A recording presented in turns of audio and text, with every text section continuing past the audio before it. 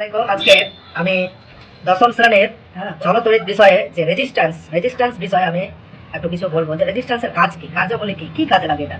Resistance তোমরা দেখতেই পাচ্ছ যে এটা হচ্ছে একটা রেজিস্ট্যান্স, বিভিন্ন আকারের হয়, এর কোনো ধনাত্মক ঋণাত্মক দিক বলে কিছু হয় না। এর কাজ হচ্ছে তড়িৎ প্রবাহে বাধা সৃষ্টি করা। মানে এখানে একটা তড়িৎ প্রবাহের তার রয়েছে, এবার একটা রয়েছে পরিবাহী তার, মাঝখানে কিন্তু এত সরু জায়গা রয়েছে ইলেকট্রনের প্রবাহেও তাড়াতাড়ি যেতে পারে না, ওখানে বাধা পায়। এবার কিভাবে বাধা দেয়, আমরা একটা ব্যাটারি 9 ভোল্টের ব্যাটারি, এটা ডিসি ব্যাটারি নিয়েছি। এবার আমরা লাইনটাকে জ্বালিয়ে দেখাচ্ছি, আপনারা তোমরা বুঝতে পারছো যে লাইনটা কিরকম চলছে।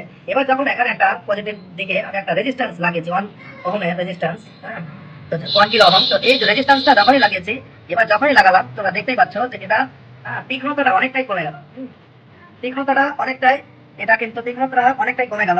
আর যখন আমি রেজিস্ট্যান্স ছাড়া লাগাচ্ছি তখন কিরকম আলো আসছে, তো এতে বোঝা যাচ্ছে যে এর মধ্য দিয়ে কারেন্টে বাধা সৃষ্টি করছে। তাহলে রেজিস্ট্যান্স মানে কি? রেজিস্ট্যান্স হচ্ছে তড়িৎ প্রবাহে, যে বিষয়টা তড়িৎ প্রবাহে বাধা সৃষ্টি করে তাকে বলা হয় রেজিস্ট্যান্স বা রোধ। বুঝতে পেরেছো? সেফটি পিনের মধ্য দিয়ে যে কারেন্ট যায়, মানে তড়িৎ যেতে পারে, আমি একটা ধনাত্মক দিকে সেফটি পিন লাগিয়েছি আর অপর ধনাত্মক দিকে আমি ব্যাটারির ধনাত্মক প্রান্তটা লাগিয়েছি। যখনই লাগাচ্ছি তার মধ্য দিয়ে তড়িৎ প্রবাহিত হচ্ছে। সপ্তম শ্রেণীর পাতা নম্বর 54 পাতায় এই পরীক্ষাটি রয়েছে তড়িতের, যে সেফটি পিনের মধ্য দিয়ে যে তড়িৎ প্রবাহ হয় তার একটা প্রমাণ বা একটা সার্কিট, একটা বর্তনীর মাধ্যমে। তো আমি তোমাদেরকে দেখিয়ে দিলাম। এরকম একটা, এই যে গ্রাফাইট, পেন্সিলের যে দাগ কাটতে পারে, গ্রাফাইট কথার অর্থ হচ্ছে দাগ কাটা। তোমরা জানো পেন্সিলের শীষ যেটা রিফিল, এটা হচ্ছে গ্রাফাইট। এর মধ্য দিয়ে যে কারেন্ট যায় তড়িতের সুপরিবাহী, একটু দেখিয়ে দিচ্ছি তোমাদেরকে। যে আমি এক প্রান্ত পজিটিভ প্রান্ত ব্যাটারির, মানে এলইডির এক প্রান্ত আমি এই মানে এক প্রান্তে আমি বসালাম যে পেন্সিলের এক প্রান্ত, অপর প্রান্তটি ব্যাটারির পজিটিভ প্রান্ত লাগিয়ে দিলে তোমরা দেখতে পাচ্ছ যে এটা জ্বলছে। দেখতে পাচ্ছ তো?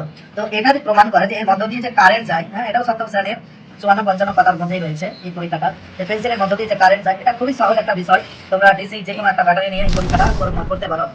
এই পরীক্ষা কখনো এসিতে করতে যাবে না, বিপজ্জনক বলতে পারে।